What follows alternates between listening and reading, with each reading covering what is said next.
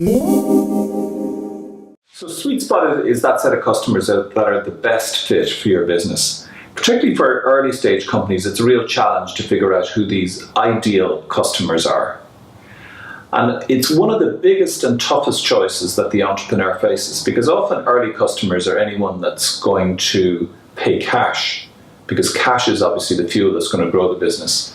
So I guess the question is, how do you find this set of sweet spot or ideal customers? And lots of entrepreneurs that I talk with really struggle with this. But once they actually find the sweet spot, it really becomes the engine upon which they can grow their business. And I guess just one final prompter before going into how do you go about finding the sweet spot is that for many businesses, 80% of the profits are from 20% of the customers. So the goal of finding the right sweet spot is all about finding that set of customers where we can build a profitable business on. So how do you go about finding it? Well, there's a little bit of science to it and a little bit of art and luck and trying.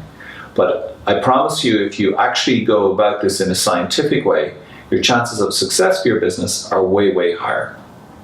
So to go about finding it, there's what we call a sweet spot tool. And this is just a tool to help the management team work through and find that set of characteristics of sweet spot customers. So we start off with industry segment, and to try and clarify initially which industry segment is actually the ideal one for you to target, and which industry segments are actually off strategy, or ones that you don't want to go to. So for instance, in the banking sector, you might decide that banks based in a particular territory of a particular size, in a particular branch of banking, they were ideal and others were off strategy for your product. The second aspect to look at is tendency to adopt. Some customers adopt stuff really quickly and early on in the cycle, and others are laggards that you can be spending time talking to for years and they'll never buy from you. So the second profiler is tendency to adopt. The third one's a little bit tricky and it's a little bit subtle. For most businesses, there are three different types of disciplines. One is operational excellence, the second is product leadership, and the third is customer intimacy. Now these are the basis of what these customers operate their businesses on. So customer intimate businesses are all about loving their customer to death. They might be private banks or they might be specialty retailers that love their customers to death. The second business discipline is all about product leadership. You can imagine in your own mind, product leaders, they're the people that bring out the best and coolest products that we all want to use most quickly. And the third business discipline is operational excellence, where they drive costs out of the business. Now the tricky thing for the entrepreneur starting out a business is which type of these businesses is best suited to their product, because the value proposition is inherently going to be related to the business discipline. The fourth profiler is all about budget. We all need to be aware of customers with champagne taste and beer money.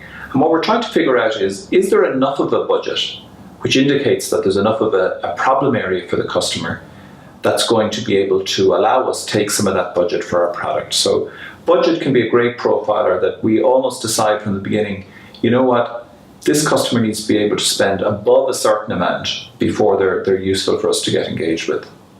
Fifth profiler is all about key decision maker. Some key decision makers may suit your business completely and others may be almost a detriment to your business.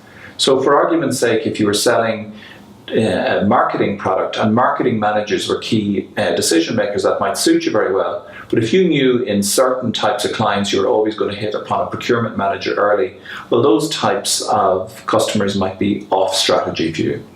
And the final one is key customer need. This is the single biggest customer need that's going to drive them towards your solution. And actually understanding the profile of that key customer need and being very clear about it helps you finally refine what the sweet spot is. Our experiences in working through the tool and working through the sweet spot exercise, it's an iterative exercise that you need to go through multiple times, but coming at the other side should be a clear definition amongst the management team which defines the sweet spot, and really the acid test is, would that sweet spot definition be good enough for a telemarketer to go about defining the sweet spot persona so that you can go and pursue a lead generation campaign to build leads that fit your sweet spot.